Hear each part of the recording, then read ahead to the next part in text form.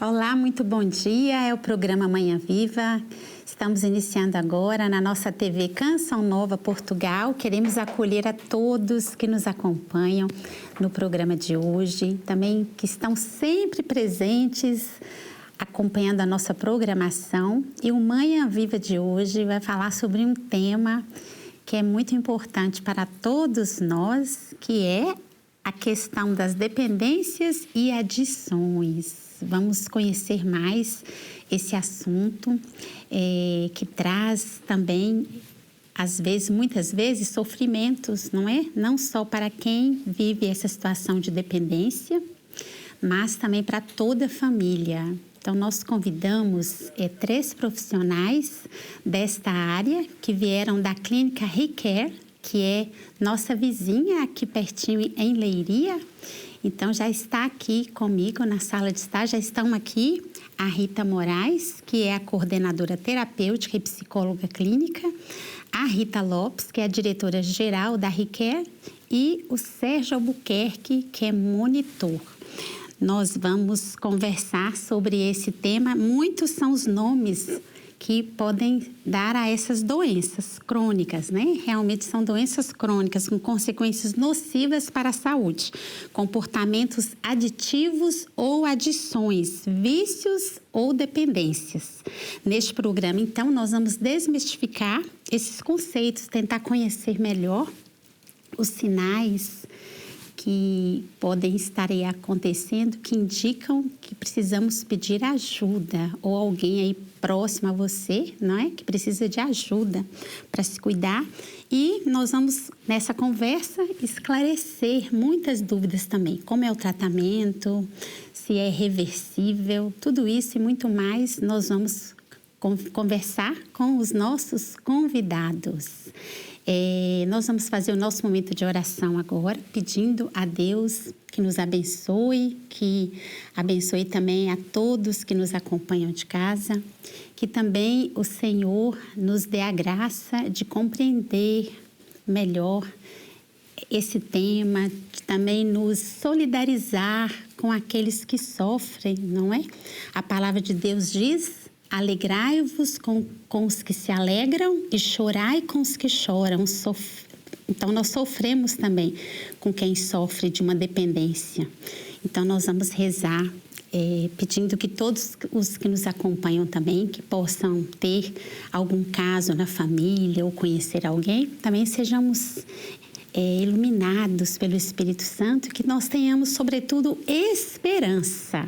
Sempre em tudo, um olhar de esperança, porque tem jeito. Vamos rezar? Ave Maria, cheia de graça, o Senhor é convosco. Bendita sois vós entre as mulheres e bendito é o fruto do vosso ventre, Jesus. Santa Maria, Mãe de Deus, rogai por nós, pecadores, agora e na hora da nossa morte. Amém. Nossa Senhora do Rosário de Fátima, rogai por nós. Então, nós assim iniciamos. Quero acolher com bom dia o Sérgio, a Rita e a Rita Moraes. São 2 Ritas que temos aqui, não é? Em dose dupla.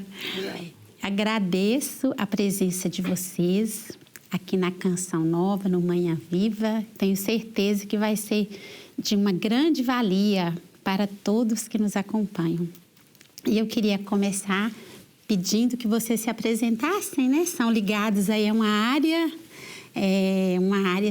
não sei nem que nome, né? Que a gente pode dizer. Penso que tem que se ter uma grande vocação para trabalhar nessa área, não é? Então, eu queria que vocês começassem dizendo por que vocês se interessaram, né?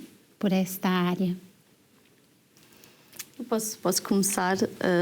Portanto, eu já conheço aqui a Rita há bastante tempo. Nós começámos juntas a trabalhar nesta área. Na altura eu como psicóloga, na altura a Rita como monitora.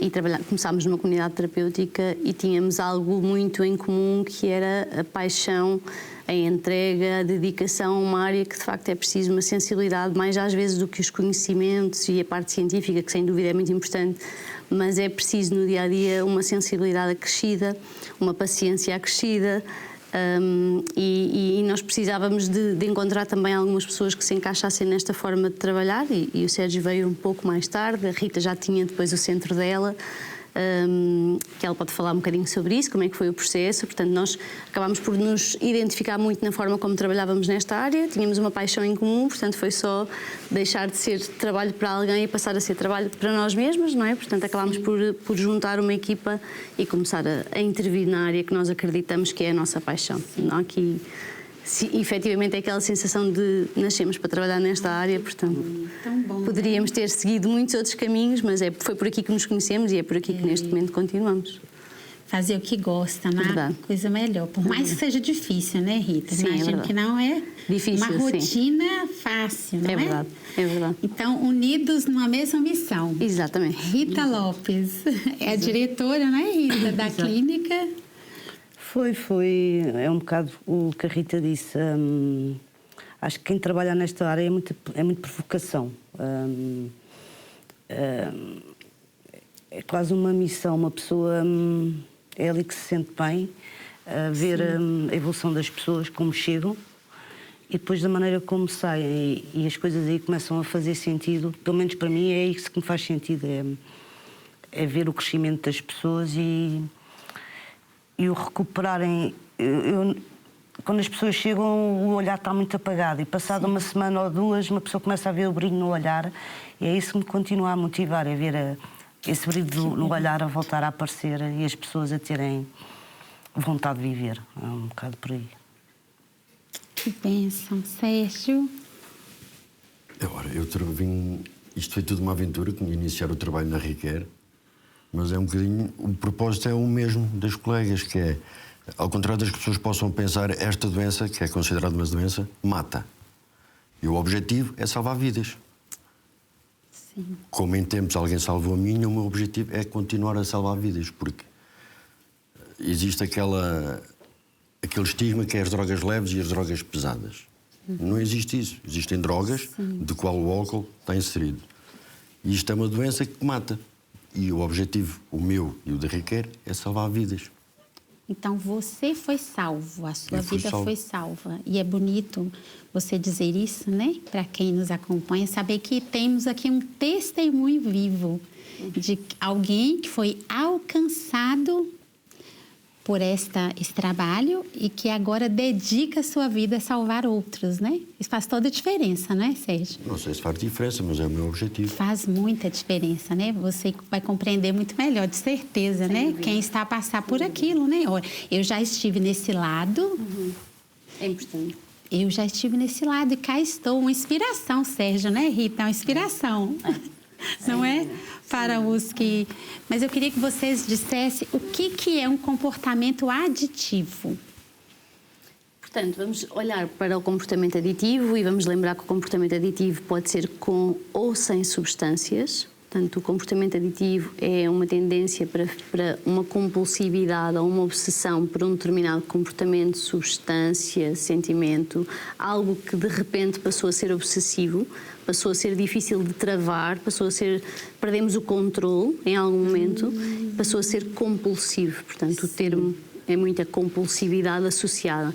E quando não se tem aquele comportamento, que pode não ser uma substância, portanto, por exemplo, no caso do jogo, não há substância química, mas há compulsividade e, portanto, é isto que nós chamamos a adição, que é eu não consigo parar, eu chego a uma altura que não consigo parar e se tiver que parar por algum motivo, eu vou sentir falta.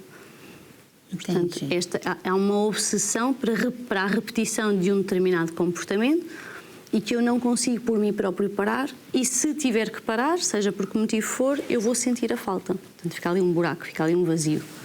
Sim. Não é? Então, é algo com que as pessoas precisam se preocupar, se observar, né? Sim, que às vezes até acontece porque vamos imaginar que estamos numa altura até mais tristes e de repente naquele dia ou naquela semana fizemos compras mais compulsivas.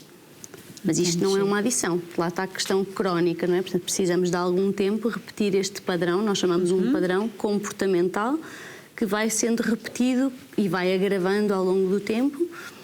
e que nós chegamos à conclusão, quando percebemos que há a síndrome da abstinência, que há a síndrome da tolerância, que efetivamente há características que dizem isto é uma doença da adição. E esse comportamento ele pode se tornar crônico, então, né? Sim, exatamente. Normalmente a evolução é uma evolução progressiva, é crónica. Nós, no início, numa fase muito inicial, nós não sabemos se é um consumo recreativo, se são primeiras experiências ou se efetivamente há ali uma tendência para a pessoa ficar obcecada ou ficar viciada, como se diz habitualmente, não é, naquele comportamento. Nós, numa fase inicial, não sabemos. Com o caráter crónico e com a progressividade dos acontecimentos é que vamos percebendo que, efetivamente, há ali algumas características que fazem dar a entender. Sim, é silencioso. Silencioso. É muito silencioso, é progressivo. Portanto, inicialmente, parece que é o que toda a gente faz. Toda a gente gasta dinheiro nas compras, toda a gente pode jogar, toda a gente pode consumir qualquer coisa em alguns momentos da vida. Sendo recreativo, não se percebe muito bem se aquilo é ou não é doença numa fase inicial. Ao longo do tempo, ao longo dos danos que vão acontecendo, as tais consequências, é que nós vamos percebendo, não, há aqui um caráter aditivo relativamente a esta questão. Sim. O Sérgio, como é que foi que você percebeu isso, né? Que aqui há uma pergunta, quais são os sinais de que uma pessoa está a desenvolver esse comportamento? No seu caso, como que você percebeu que você estava, de fato, entrando para uma situação mais grave, digamos assim? Quando tudo o resto deixou de fazer sentido. Quando comecei a viver em função daquilo. Ou seja, eu abdicava de estar com a família, abdicava de estar com amigos, abdiquei de uma vida para viver em função daquilo. Sim. Isso é tão importante o que ele trouxe, não é? Que é também um sinal, né? Porque eu ia pedir para vocês dizerem quais são os sinais, não é? Mas aí está claro que é isso mesmo, não é? Sim, há uma inversão de prioridades. Portanto, a pessoa deixa de funcionar na sua normalidade. Muitas vezes os pais dizem que está demasiadas horas no computador, está demasiadas horas isolado, deixa de ser normal porque aquilo que a pessoa fazia anteriormente, seja porque fazia desporto, seja porque estava a conviver com os amigos, deixou de fazer. Deixou de fazer sentido, deixou de ter prazer noutras áreas da vida que habitualmente eram fontes de prazer, deixaram de ser. E, portanto, é tudo canalizado para o mesmo tipo de comportamento. Sim. E às vezes a pessoa pode abrir mão até da própria família, não é? Totalmente. Se calhar são os primeiros, não é? Que acabam por ser os primeiros e os últimos a serem muito prejudicados. Não é? Ô Rita, você como diretora assim, desta instituição, né? Quem pede ajuda, na maioria das vezes, são os próprios envolvidos, aqueles que estão a desenvolver, ou a família muitas vezes? Muitas vezes é a família. É a família. É. A família, as pessoas mais próximas, mais significativas. Sim. Muitas vezes o próprio, no início, nem quer. Não percebe também, né? Está numa fase de negação. Sim. Normalmente são as pessoas mais significativas à volta.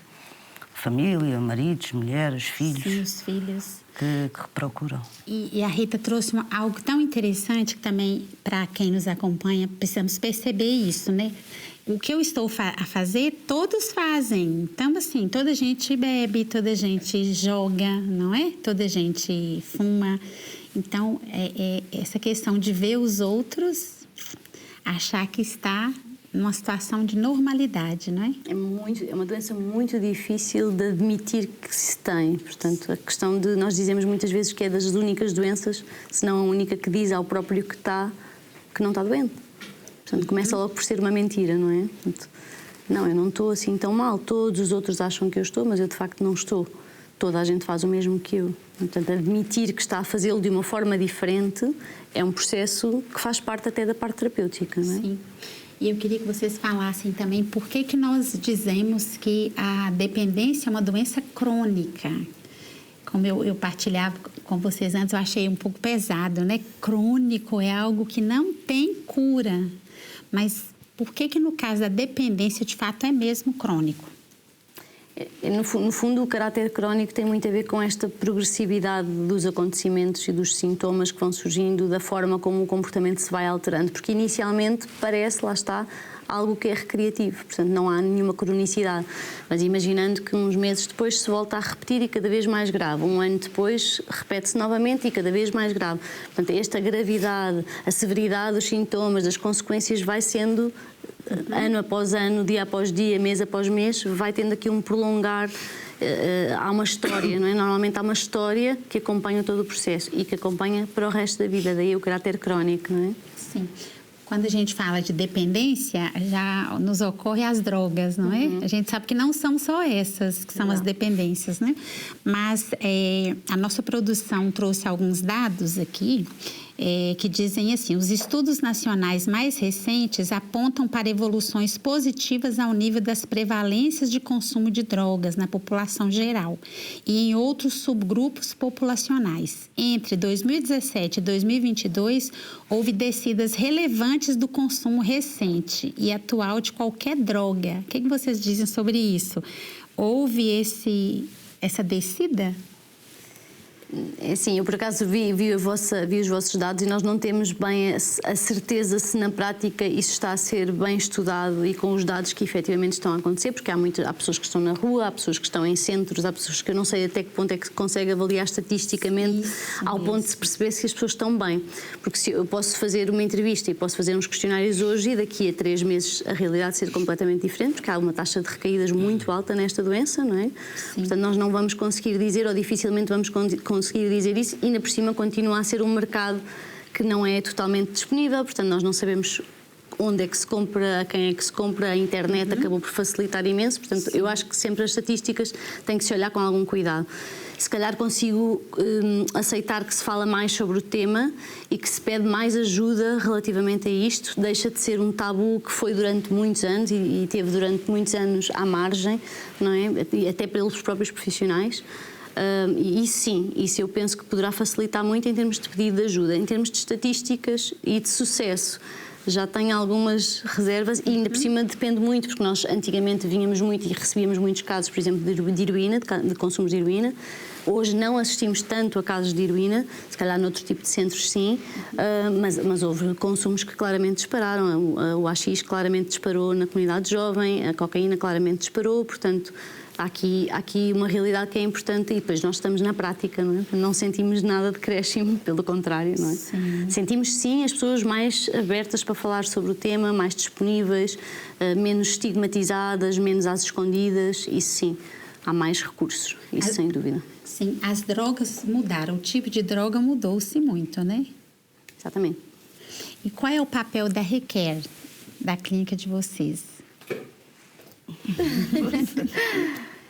Pronto, uma vez mais, aquilo que nós pretendemos com a Recare é um projeto que, no fundo, quer acolher, nós somos uma comunidade privada e, portanto, quer acolher todas as pessoas que terão a possibilidade de ter um acesso a uma intervenção psicoterapêutica. A nossa comunidade é uma intervenção psicoterapêutica, há outras de caráter religioso, ou caráter psicoterapêutico, ocupacional, e a nossa é psicoterapêutica, portanto, é importante perceber que o nosso conceito é muito ajudar através das técnicas da psicologia, da medicina, é uma comunidade com uma base científica em termos de intervenção.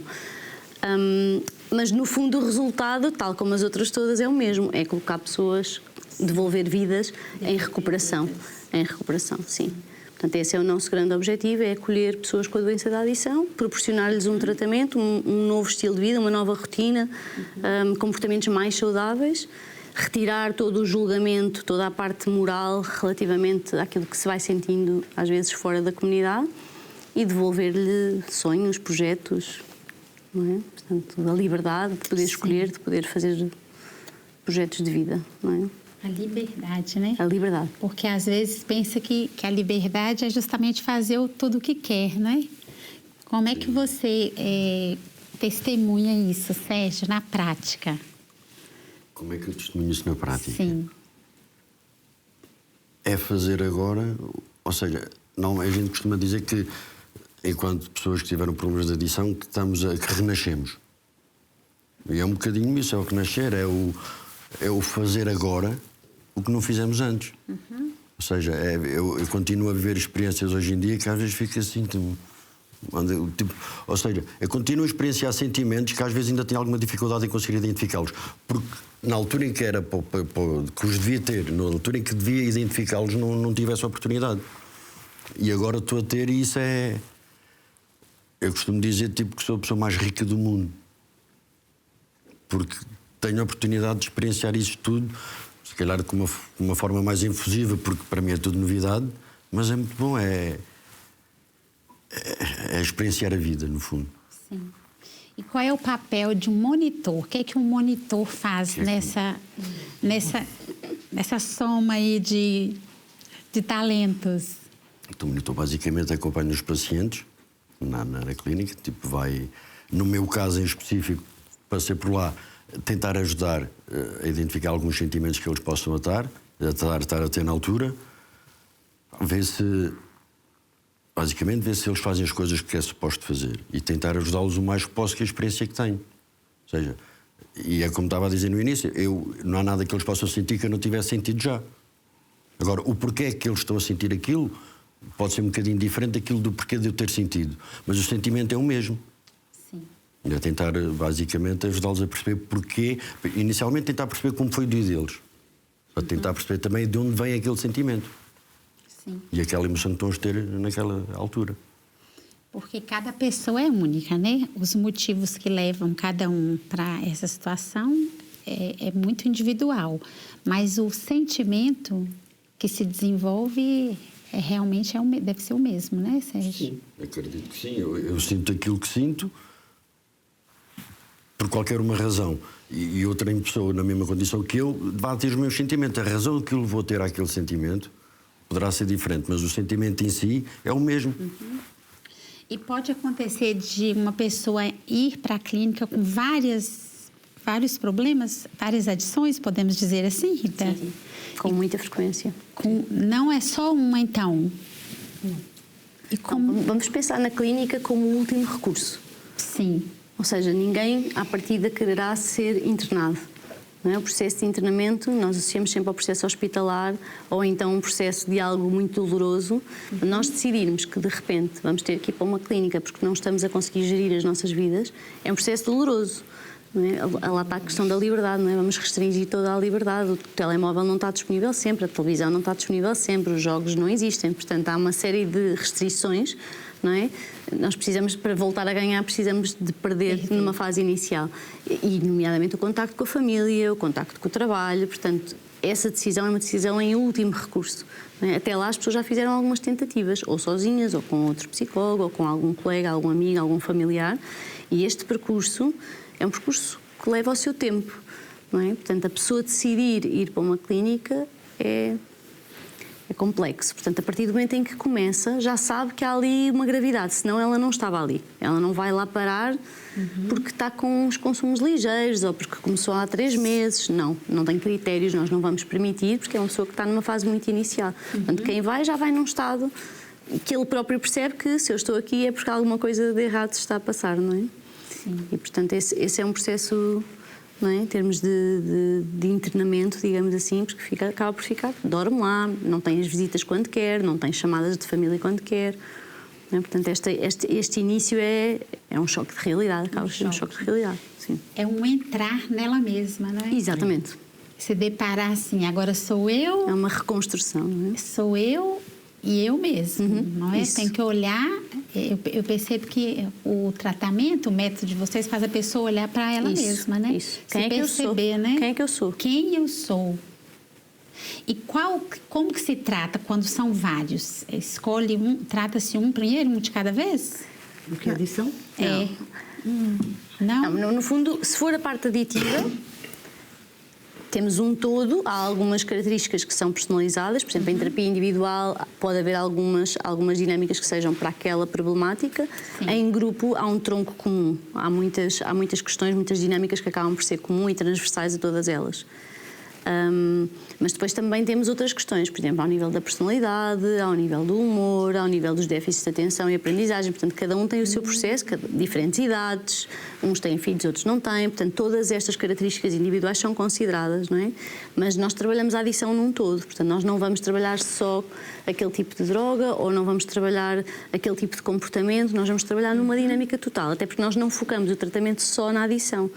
Portanto, a adição é uma parte, mas depois o ser humano é um conjunto de áreas em que aquele comportamento perde significância, porque não está a consumir, não está dependente de nada naquele momento, mas há outros que ganham. Portanto, a responsabilidade de fazer a cama, de tomar banho, o conseguir ajudar outras pessoas à volta, o conseguir ser responsável no seu dia-a-dia, o começar a sentir sem estar alterado em termos de consciência, tudo isso é novo, não é? E é novo para todos os que lá estão, independentemente do tipo de consumo ou do tipo de comportamento aditivo. E às vezes entra-se na clínica e alguém diz, eu não quero cá estar, e pede para voltar. Pode acontecer. Pode acontecer? É comum, Rita, acontecer isso? É. Infelizmente é. Embora... No início, sobretudo. Sim, primeira semana, segunda, o que é que eu estou aqui a fazer? Tenho saudades da minha família. Eu já consigo. Há muito essa... Mas é ali, durante um tempinho. Sim. Se a pessoa ultrapassa... Tem que ter perseverança para ultrapassar. Coragem. Coragem. E aí entra no tratamento, digamos assim, né? Não é fácil uma pessoa estar em tratamento e estar a olhar-se ao espelho. Imagina. E ver todos os danos que causou no passado, não é? A ela própria e às pessoas que mais amava. Não é fácil. Sim. Não é nada fácil. O início também é onde dá mais trabalho, não é? Sim. Também é onde nós temos mais trabalho. É no início, sim. Olha, nós chegamos ao final do primeiro bloco. Passou rápido, mas nós temos mais um bloco para continuarmos a conversar.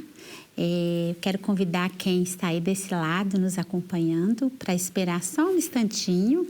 Nesse primeiro bloco, nós exploramos alguns conceitos, né? Procuramos entender o que leva alguém a procurar ajuda, qual é o trabalho da ReCare, dessa clínica. E no segundo bloco, nós vamos continuar para encontrar aí caminhos, estratégias para vencer essa situação. Porque, sobretudo, como eu dizia no início, é reversível, tem jeito, tem tratamento, mas precisa querer. Então, aguarda um instantinho que nós voltamos no segundo bloco.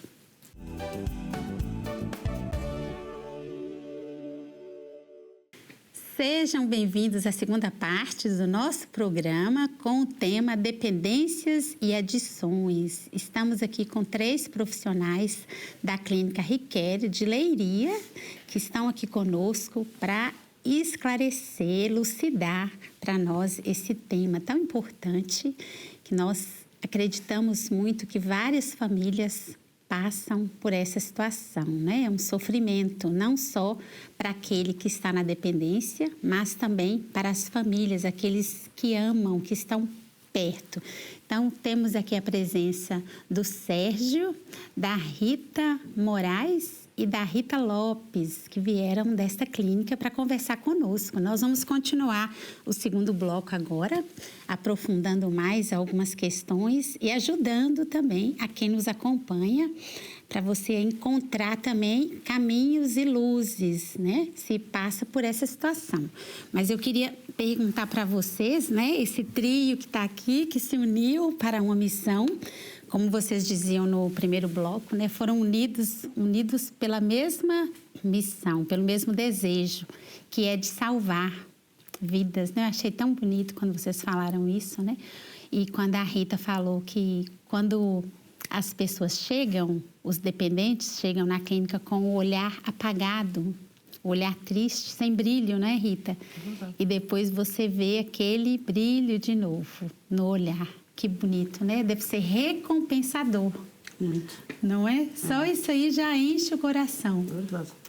Então, eu queria que vocês falassem um pouco sobre uma substância que é muito consumida hoje, e as pessoas, às vezes, até inocentemente, né? Que é o álcool. Vão consumindo, até mesmo por incentivo de outras, né? O álcool é uma substância psicotrópica, é assim que se diz? Exatamente. O que significa isso? Significa que é um alterador de consciência, portanto, por muito que se banalize, por muito que seja socialmente e culturalmente aceite e legalizado, não é? Portanto, é uma droga legal, lícita, não deixa de ser um alterador. Portanto, altera a nossa forma do nosso sistema nervoso funcionar, do nosso organismo funcionar. Portanto, é um alterador, altera tudo, altera o sono, altera a forma de sentir, altera a parte cognitiva. Portanto, tem danos muito, muito complexos de reverter também.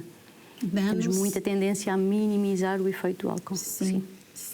Segundo a Sociedade Portuguesa de Psiquiatria e Saúde Mental, o álcool, está trazido aqui pela nossa produção, apesar dos seus efeitos nefastos, é a substância psicotrópica mais aceita nas sociedades de cultura ocidentalizada. Olha que interessante. O seu consumo chega mesmo a ser incentivado, como eu dizia antes. Como é que vocês veem isso?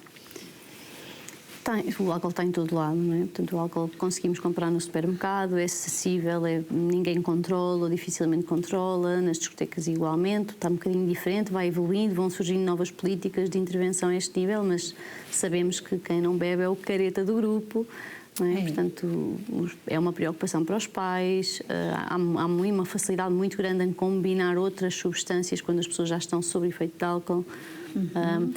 Há muita facilidade até na população adulta de associar ao álcool a uma espécie de relaxamento. Vivemos uma sociedade muito estressante, não é? Portanto, haver algo que relaxa rápido é apelativo, não é?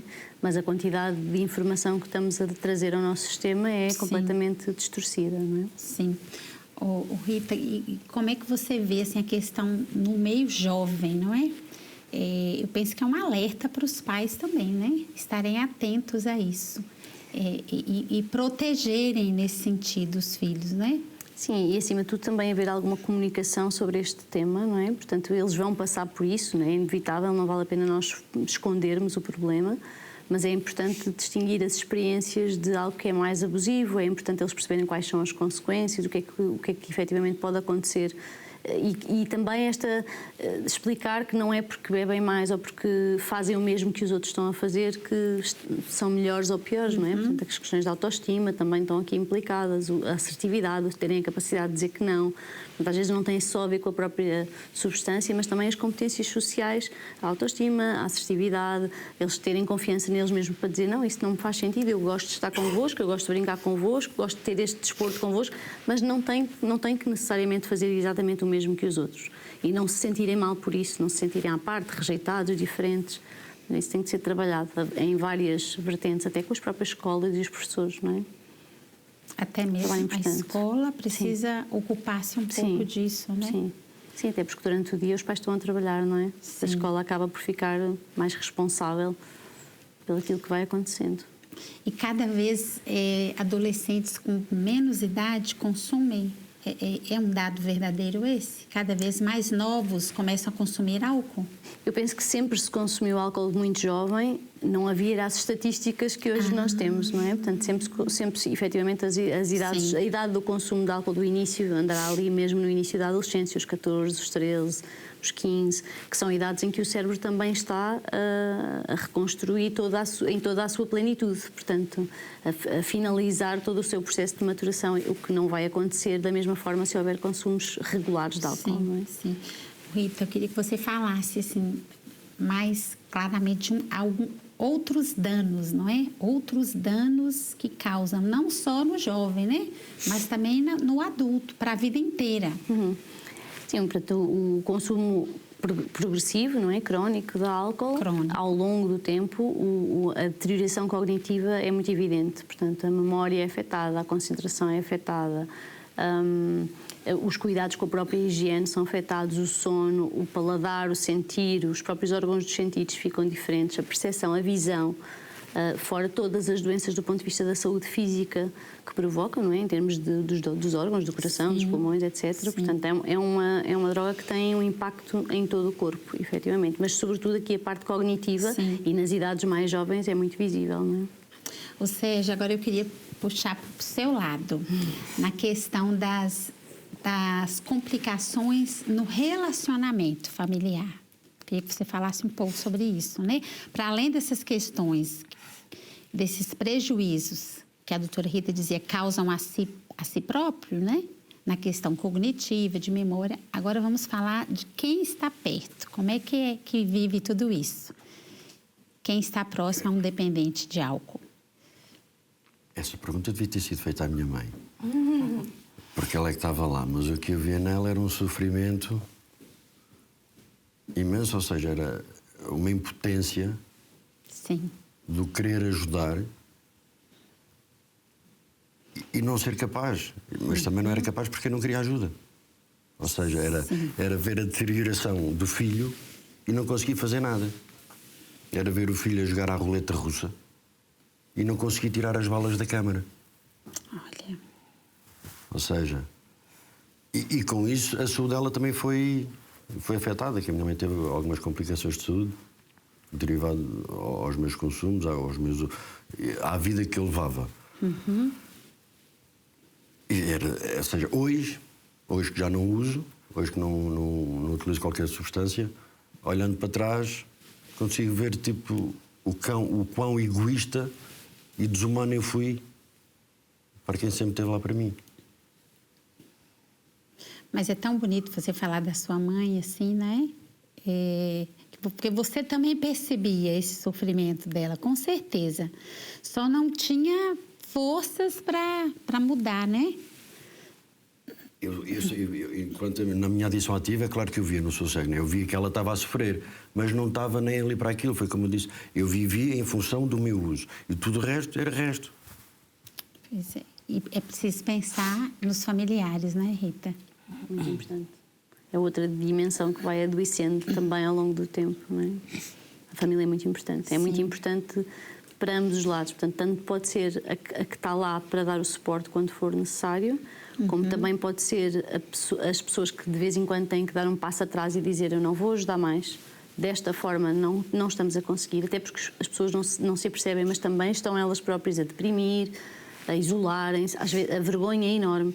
Portanto, acaba por ser, enquanto outras doenças as pessoas assumem, olha, aquela família passou por esta situação, esta é aquela doença que ninguém quer dizer que tem na família, não é? Portanto, a vergonha é muito grande. Ninguém sai à rua feliz de dizer que o filho tem este problema, não é? Portanto, esconde-se cada vez mais. Esconde-se. E esse esconder pode ser prejudicial também. Pior, às vezes piora a situação. Piora, não é? Sim. Nós uma das estratégias para trabalhar com famílias, logo desde o início, é muito: vamos ter que trabalhar aqui a verdade. Isto tem que ser um trabalho coletivo. Portanto, não interessa continuarmos com mentiras, manipulações, depois joga com o pai, depois joga com a mãe, depois pede ali de uma forma, depois pede ali de outra. Isto tem que acabar. Nós vamos ter que ter uma voz única, em equipa, com profissionais. Os pais são super importantes, os familiares próximos, o cônjuge, a mulher, o marido, são muito importantes, mas temos que criar aqui uma linha de verdade. Sim. Porque senão, se um protege, se o outro dá e não dá dinheiro e não disse ao outro. Portanto, esta questão é muito trabalhada em termos familiares. O que é esta voz única? Porque se houver estas divergências, vai dar conflito, não é? E o Sérgio disse bem, não é? Portanto, um adito a usar consegue ser muito egoísta, consegue ser muito manipulador, consegue quebrar laços terapêuticos e familiares muito facilmente, colocar as pessoas umas contra as outras, tudo menos olhar para o meu problema, não é? Portanto, quando andamos por ela, temos uma família completamente destruturada. Não é? Nós dizemos muitas vezes em psicologia que é uma doença familiar. Entendi. Vai tudo atrás. Sim. E o papel da família, na sua fala, aí a gente já percebe, Rita, a direção, né, que você dá, a orientação. O papel da família é esse, então, aceitar a verdade, enfrentar a verdade, não é? E é a família ficar do lado de cá, ou seja, a família não pode ir atrás daquele arrasto de sofrimento e de consequências. Portanto, a família tem que ficar numa posição de: estes são os nossos limites. Aqui nós ajudamos. A partir daqui nós já não podemos continuar a ajudar. Não é? Porque, entretanto, adoecem todos. Adoece o irmão mais novo, adoece a mãe, ou já ninguém dorme, a preocupação é constante. Quando é que vamos receber uma má notícia? E, portanto, esta união é importante com estes limites muito bem definidos, que é: até aqui nós vamos, a partir daqui... Nós chamamos muito o amor firme, o amor assertivo. Não é deixar de ajudar, é ajudar à nossa maneira e não à dele. Não é? Porque, no fundo, a pessoa vai querer: eu quero ajuda, mas dá-me 5 euros. Eu quero ajuda, mas deixa-me sair hoje à noite. Eu quero ajuda, mas afinal já não quero, não é? Portanto, e estas constantes que fazem parte de todo o processo, a ajuda profissional é muito importante. Não é? Porque aqui a parte emocional está menos ligada, não é? Portanto, vão conseguir ver com maior clareza qual é a parte que está a ser mais fragilizada para todo o processo continuar a existir, não é? Porque a família é parte da solução e pode ser parte do problema. Então, é um trabalho conjunto. É um a trabalho clínica, conjunto. no caso a Riquet, trabalha, tem que ter unidade com a família, não é? A participação da família. Sim, para o bom e para o menos bom, vamos imaginar que há uma chamada à noite que nós percebemos que foi uma chamada em que a pessoa ficou muito pior quando teve a chamada da mãe, do namorado, seja quem for. Nós percebemos claramente, atenção, há aqui qualquer coisa que tem que ser trabalhada. Porque se esta mãe ligou, ou se este namorado ligou e a pessoa ficou pior, esta comunicação não está a correr bem. Então vamos ajudar. Vamos passar esta chamada, por exemplo, para durante o dia e vamos fazer esta chamada com o apoio da equipa terapêutica para perceber o que é que não está aqui a correr bem. Não é? E fazemos um suporte, ao longo do processo, fazemos um suporte grande com a família. Sim. Agora eu queria que vocês falassem sobre um outro tipo de adição, né? Que hoje também a gente sabe que está muito comum, que são os jogos. O vício no jogo, Rita. O vício do jogo cresceu muito. Portanto, se as outras são difíceis de explicar a evolução, o jogo então, e pós-pandemia, claramente cresceram muito os números e em camadas muito jovens. Portanto, os miúdos estão desde muito cedo, com os ecrãs, agarrados aos ecrãs. Né? Os ecrãs estão em todo lado. Sim. É comum cada vez mais cedo termos acesso a informação que obviamente que acaba por não ser bom a longo prazo, mas mais uma vez estamos a falar de um hipnótico. Portanto, se tivermos uma criança que está com um tablet ao lado, ela não vai dar chatice, ela não vai fazer birra. Verdade. Ela vai nos deixar jantar, ela vai nos deixar estar sossegados e, portanto, ela está meio hipnotizada, não é? Não está consciente sequer daquilo que está a acontecer no seu cérebro, pequenino, em evolução.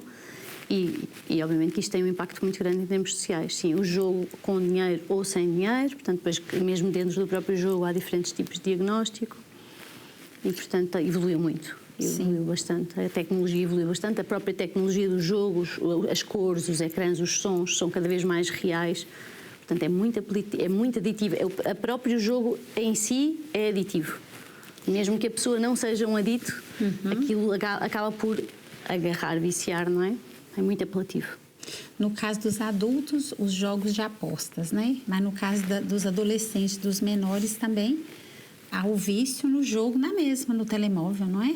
Sim, e com muita frequência os mais novos colocam contas de adultos, não é? Dizem que têm 18 anos, mentem, portanto, as redes sociais, tudo isto é um disfarce, não é? Portanto, eles colocam facilmente uma outra idade, é fácil mentir e de repente estão os cartões dos pais a circular na net. Sim.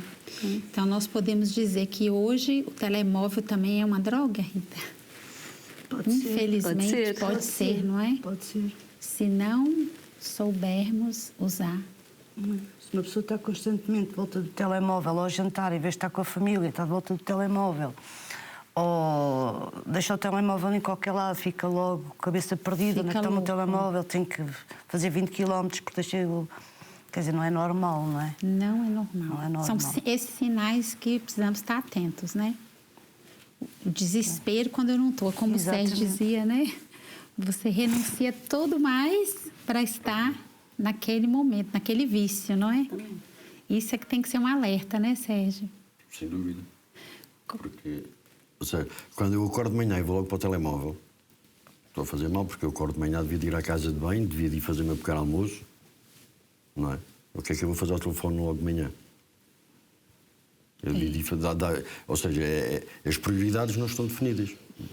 Eu costumo dizer que o que define um adito não é propriamente o que ele usa, mas a forma como usa, que era o que a Rita estava a dizer, que é obsessivo e compulsivamente. Seja ele sexo, substâncias, telemóvel. Eu hoje em dia consigo ver a minha vertente aditiva. Sim. Nas séries. Eu quando vejo uma série na televisão que me cativa, eu sou capaz de ficar o dia inteiro em frente, quando tenho tempo para isso, até o último minuto, para ver aquele episódio. Ou ver aquela série. E é nisto que eu vejo a minha vertente aditiva. Ou seja, é a obsessão e a compulsão pura, independentemente do que seja. Em tudo precisa ter equilíbrio, né, Rita? Esse é Olha, isso é muito sério isso, porque ninguém está livre. Essa é a grande mais-valia na clínica, é voltar a ter equilíbrio. Portanto, o equilíbrio e a liberdade são 2 pilares. A pessoa tem que conseguir ter tempo para comer, tem que conseguir ter tempo para fazer exercício, tem que conseguir ter tempo para conversar. Se isto estiver tudo a funcionar em equilíbrio, está tudo bem. Sim. E o tratamento é igual para uma adição, assim, no caso de uma substância, e para uma adição, por exemplo, a uma tela, a um vício assim, de jogo? É igual o tratamento, Rita? É assim, é mais fácil perceber o programa dos 12 passos, por exemplo, que defende a abstinência. É mais fácil perceber a abstinência das substâncias químicas do que a abstinência do jogo ou da abstinência de um telemóvel, porque efetivamente é difícil a pessoa nunca mais pegar um telemóvel na vida, Sim. não é? É difícil não ter acesso às compras ou a um supermercado. Portanto, a abstinência é a pessoa perceber que durante algum tempo pode viver sem, para voltar a reconquistar o que é isto de viver em equilíbrio com este comportamento. Portanto, a pessoa pode ter o telemóvel e aprender que eu vou ter este telemóvel, vou jogar isto, mas vou jogar um tempo limitado e não preciso que alguém me esteja a dizer tens que parar. Eu vou parar por mim, eu tenho autocontrole sobre o meu comportamento. Portanto, isto é importante devolver à pessoa, não é? Portanto, claramente há alguma exposição à tecnologia. Quando as pessoas, por exemplo, vão a casa, posso ou não posso, vamos experimentar, vamos ver o que é que acontece. Será que eu perdi toda a minha tarde, eu tinha programado ir ao médico, passear com os meus pais e afinal não? Ou fui capaz de ter este autocontrole e perceber que fui ao telemóvel, vi o que tinha para ver e continuei o meu dia? E isso é trabalhado também na terapia, né?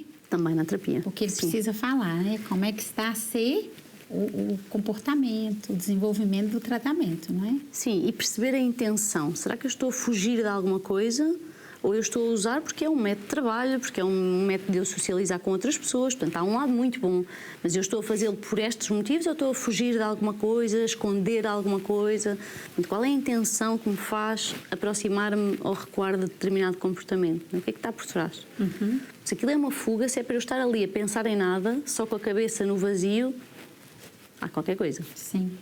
E qual é o primeiro passo, Rita, para uma pessoa combater assim, um vício da adição? A primeira coisa que a pessoa precisa fazer? Identificar que alguma coisa não está bem. Primeiro, alguma coisa não está bem em mim. Admitir que alguma coisa não está bem. Para depois poder pedir ajuda, ou para depois conseguir aceitar ajuda. Mas pelo menos o identificar que alguma coisa não está bem. Penso que este é assim o mais difícil. O mais difícil, não é? Efetivamente, alguma coisa não pode estar bem. E às vezes a própria intervenção começa por aí, que é, ok, vamos esquecer que há este vício. A vida está bem assim. E o próprio diz, não está. Então alguma coisa não está bem. Vamos por aqui. Às vezes não temos que focar tanto na parte do consumo, porque o próprio não vê como um problema. Vamos olhar para a vida no geral, em termos de satisfação. Estás feliz? Sentes-te bem? As tuas relações à tua volta estão satisfatórias? Não. Então, vamos por aqui. Sim. O Sérgio, quando você procurou ajuda, o que te levou a procurar ajuda? Você se identifica com isso que ela disse? Alguma coisa não está bem? Claro que sim, claro que me identifico. Se não me identificasse, não era dito, não é? Não era dito. Mas o que me levou a pedir ajuda era... Isto é uma frase, um chavão, uma frase muito, que se usa muito. Eu já estava cansado de estar cansado. Ou seja, já estava cansado de ver pessoas a morrer à minha volta. E sempre que alguém morria, o meu cérebro, o meu pensamento é: tu vais ser o próximo. Então o medo de ser o próximo levou-me a procurar ajuda. Ainda bem que o fiz a bom tempo. Que bom. E eu consegui parar, felizmente. Graças a mim, porque, como estava a Rita a dizer, o primeiro passo é reconhecer que tenho um problema, e tinham, e depois é o pedir ajuda. E admitir que eu sozinho sou impotente, eu sozinho não consigo. Sozinho é praticamente impossível, se não impossível mesmo, de conseguir. E há que pedir ajuda. O físico, que eu tentei outras paragens, tentei parar outras vezes, mas o físico acaba por sanar rapidamente. Mas depois a parte psicológica, a parte mental, é lá que está tudo. É lá que está o cerne da questão, é lá que está como eu lido com os meus sentimentos, como eu lido com as minhas emoções, que não sabia lidar. Eu costumo, em jeito de brincadeira, eu tenho sentimentos, não é? Mas o que é que eu faço com eles? Como é que eu lido com eles? No caso, durante a adição ativa, fugia deles. Para não os sentir, para não sentir a vergonha, não sentir o medo, não sentir o desprezo. E às vezes, para dar um bocadinho de mais de ênfase à raiva, porque tudo que me acontecia, a culpa era do mundo. Sim. Eu usava porque o mundo obrigou-me a isso, eu roubava porque a sociedade fez-me... Vá uma estrada única, que era para ali que eu tinha que ir, e eram todos culpados, menos eu. Menos você. Eu era só a consequência. Sim. E é bonito esse reconhecer, não é? Reconhecer que eu estou a viver uma situação, não é que eu preciso de ajuda. Sérgio disse uma coisa muito importante, que é, às vezes a própria pessoa está tão zangada do caminho que foi escolhendo e que afinal os outros até tinham alguma razão, e isto não é fácil, porque depois há o orgulho, não é? E há a raiva de como é que eu cheguei até aqui. Eu sempre disse que não tinha problema nenhum e afinal vou ter que admitir que tenho um problema. E depois passa por uma fase complicada e perigosa até, que é, já que eu me meti nelas, vou fazê-lo sozinho, eu vou passá-lo sozinho, sou eu que tenho que sair delas. Isto é perigoso, porque este passo de, já que tenho um problema, então eu vou pedir ajuda a profissionais, eu vou pedir ajuda a alguém que trabalhe nesta área, porque efetivamente eu sozinho não vou ser capaz, portanto eu vou agravar ainda mais o problema ao tentar solucioná-lo sozinho, porque eu estou zangado, estou desesperado, estou cansado.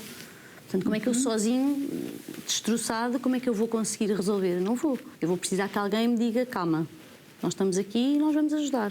Sim. Oh, Rita, e estamos quase encerrando já o segundo bloco, mas eu queria que você falasse o que é que distingue a clínica, a Requer, das outras, né? O que é o diferencial da Requer? Um bocado difícil responder. Mas eu pelo menos orgulho muito da equipa que tenho. Do lado humano, acho que a Requer é muito família. É um grupo pequenino e todas as pessoas que lá trabalham estão de alma e coração. Pelo menos eu sinto isso. E acho que qualquer pessoa que entra ali sente-se muito bem acolhida. Aliás, acho que é das coisas que depois dizem é o lado de família, é o lado humano, é quando saem verem uma terapeuta com as lágrimas nos olhos, porque estão felizes e contentes por verem que o trabalho resulta. Acho que é muito este espírito que há, pelo menos é isso que eu sinto. É esta ligação que nós temos todos uns com os outros, mais de colegas de trabalho, somos seres humanos com o mesmo propósito. Sim.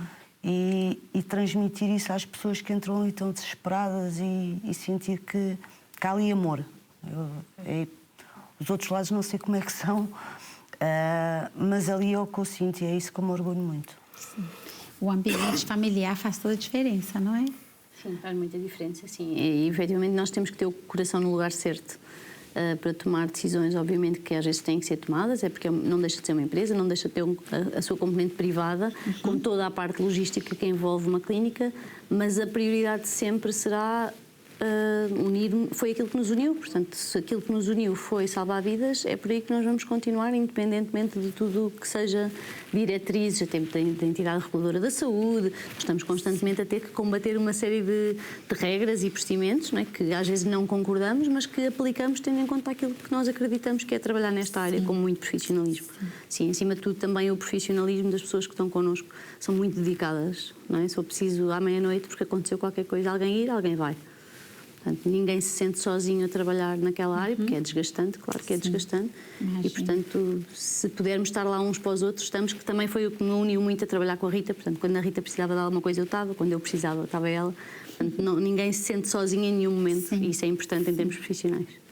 Olha, nós agradecemos muito a presença de vocês, foi muito bom, passou muito rápido. Verdade. O tempo, né?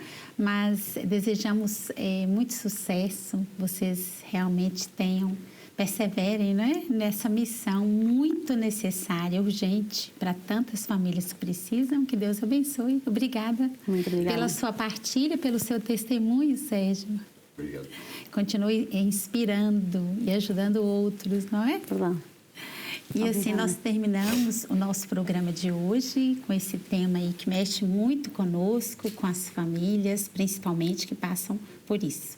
Lembrando que o Manhã Viva está sempre gravado no YouTube da Canção Nova Portugal.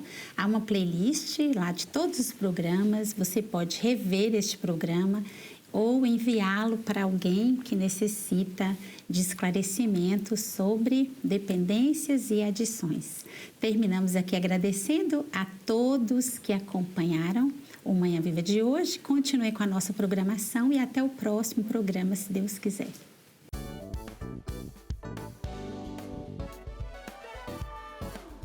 Se gostou deste programa, clique aqui na nossa playlist aqui em baixo para ver outros episódios. Se ainda não subscreveu o nosso canal do YouTube, faça-o já clicando neste botão aqui do lado e será logo o primeiro a saber todas as novidades.